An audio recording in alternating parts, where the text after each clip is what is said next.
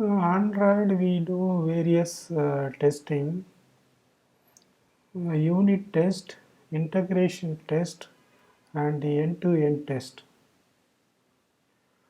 Unit test run on our development machine without using emulator or device. Integration and end-to-end test run on your emulator or the device because it is using the Android framework services. Unit tests they don't use Android framework services. Normally you write 70% unit test, 20% integration and 10% end-to-end test. This is the proposed percentage of the test. Now for this demo, I took a sample from Google test sample, and then using this app, you can create a new task. This is a to-do app. We can create new task.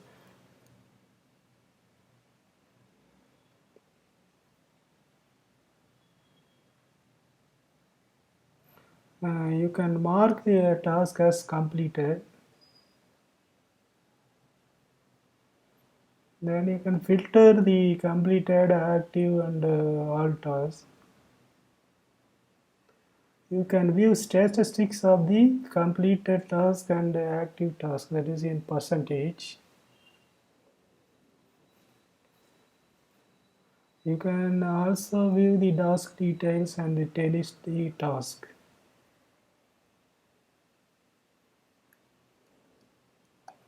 Okay, and this is the software architecture of the app. So it has set of UI screens and the activity fragment, view model repository, and two data sources. One for a local data source from a local ROM database, and the another from the remote data source, that is from a network. We are simulating the network data. Now here in the Android Studio, we have for the test source, we have Android test folder and test folder. The unit tests are placed under the test folder, whereas integration and end-to-end tests are placed on the Android test folder. Now, whatever you run on the production environment may not run properly on the test environment. So to facilitate the testing, Android provides set of testing libraries. Ham crust code to test coroutines. We have a coroutine library to simulate the Android framework services. We have RoboElectric because while doing unit testing, sometimes you need a application contacts. Say, for example, you need application contacts. So for those type of situations, you can use RoboElectric. Hamcrest, where suppose this is one assessment statement where in the unit test we are comparing the completed task is equal to 0%. Here also we are doing the same thing, but we are using a string is just to improve the readability. That is completed task is 0%. So to use this kind of string, we use Hamcrest library, and we use Mockito for the navigation test. Now I will show you how to create the test. This is a function which is returning the statistics of this task, that is completed and active task. So to create a test, you can right click on this function, generate test. You can accept the default settings. Just I will name it as a temp. Here you have to choose the destination folder. For unit test, you place the test under test folder. For integration and end-to-end test on the under test folder. Here for unit test, I place on the test folder. I will delete this test because already their tests are written.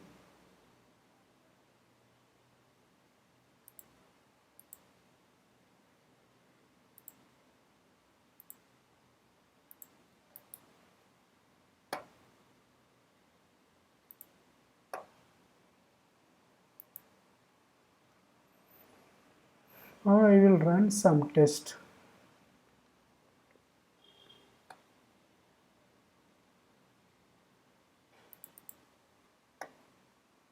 So what this does, this test does, it is passing a empty task list and checking whether the returned active task percentage is 0 and the completed task percentage is 0.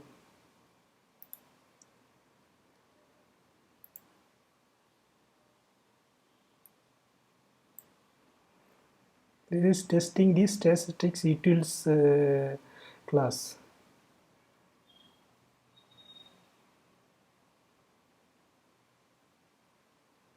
See, now this test is failed. See why it is not returning 0%. See, open the code. This is the util. See here in this task list, we are not checking whether the task list is empty or not.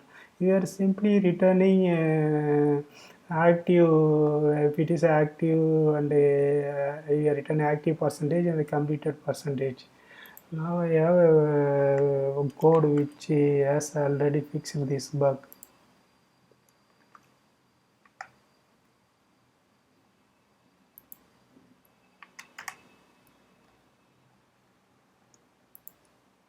See here, first we are checking whether task that list is empty or not. If it is not empty, there we are computing the percentage. I will rerun the test again.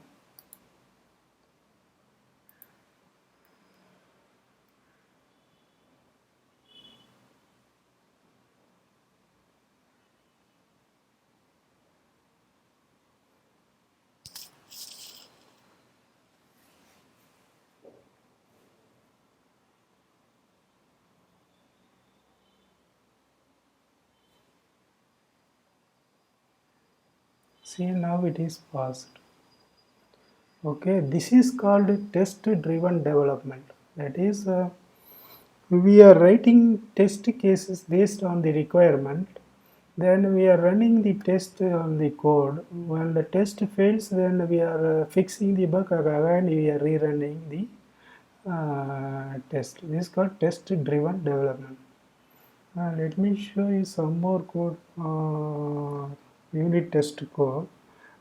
See, in the source code, the statistics view model, see, we are displaying the statistics of the active task and completed task. This information we are getting from the database.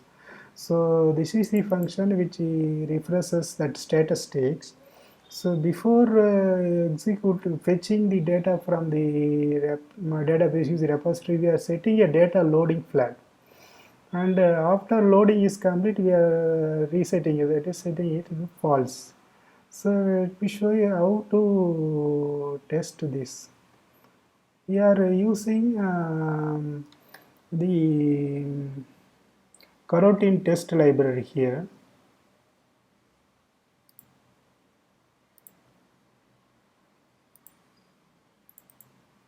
See, first we are passing the coroutine using this function.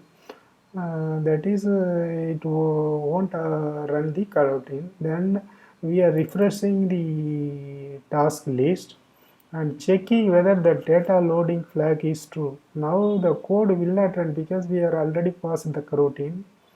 Now we are making the coroutine to run using the dispatcher. And again you are checking whether the data loading flag is false or not, that is completed or not.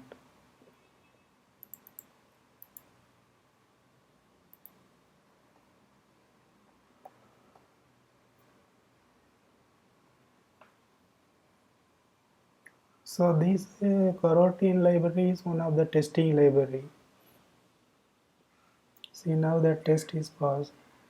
I will show you how to do the unit test of the repository. Here we are checking the remote data source. What we are doing, we are initializing the database with set of tasks, one title and the description. Then before test, we are actually initializing the remote data source with it is the remote and local data with the task. And in the test, we are reading the remote data source and comparing that is equal to the previously initialized the task list.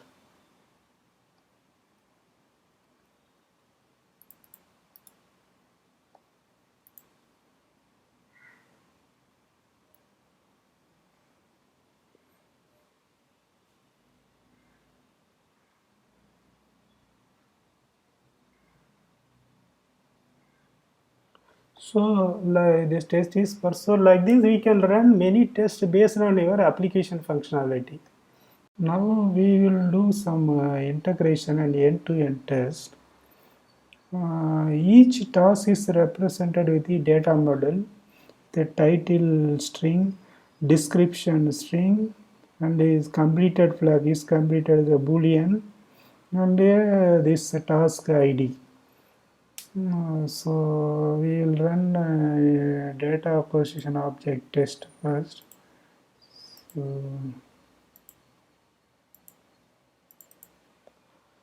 So what we are doing before test, we are initializing the database. After that, we are closing the database, and the test is creating a new task and fetching the task with its ID and checking whether all the fields are correct or not. Here we are creating a new task, updating that same thing with a different title and description, reading it and checking the all the fields. So we will run those tests.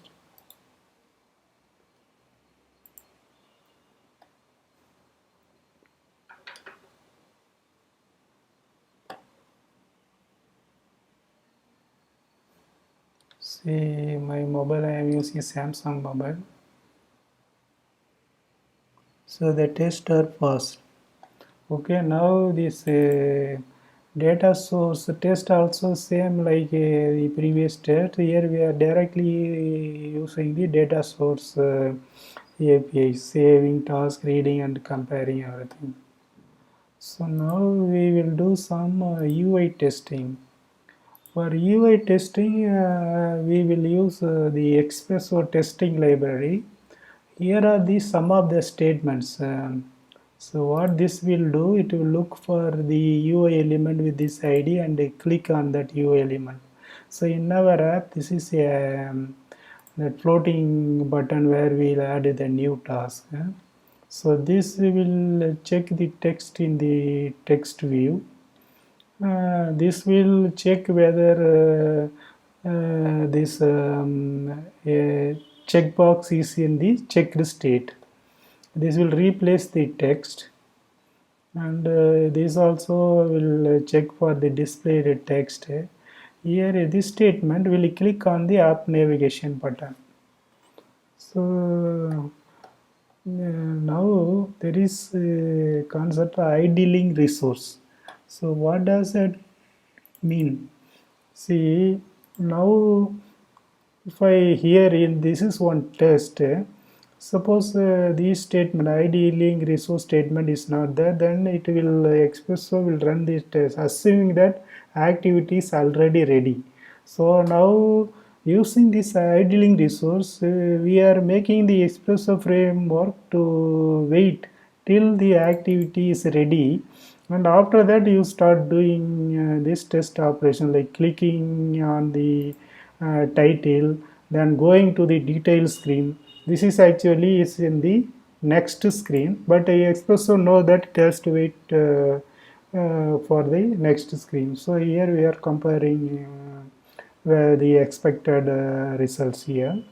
And earlier I recorded some of the test running on my mobile. So I will show you for your reference. So in that testing, there is fake moves and different keywords they'll use. What it will do? These are the some of the classes which is written for testing purpose only, and this is not suitable for the production environment. Okay, let me run some navigational test, that is end-to-end test on my mobile.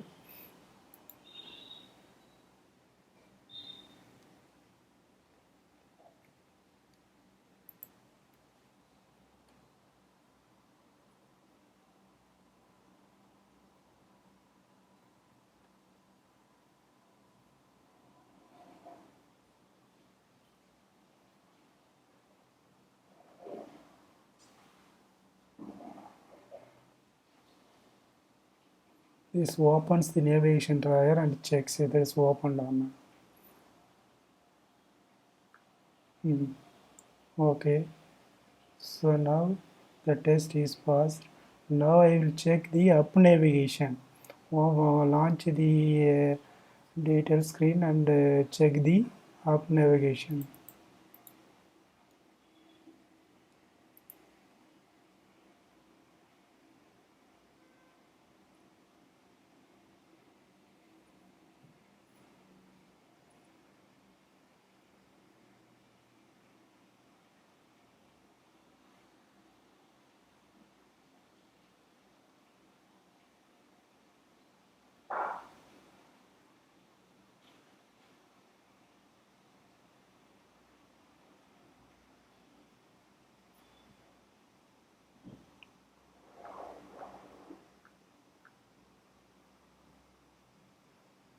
Okay, that is passed. Now press back 2 times.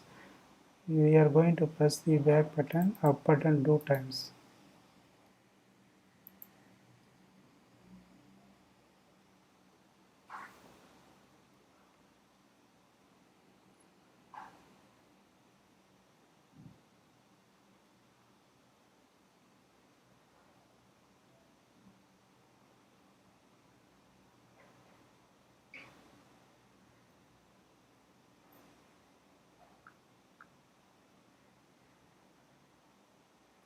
Okay, these are some of the end-to-end tests using Espresso.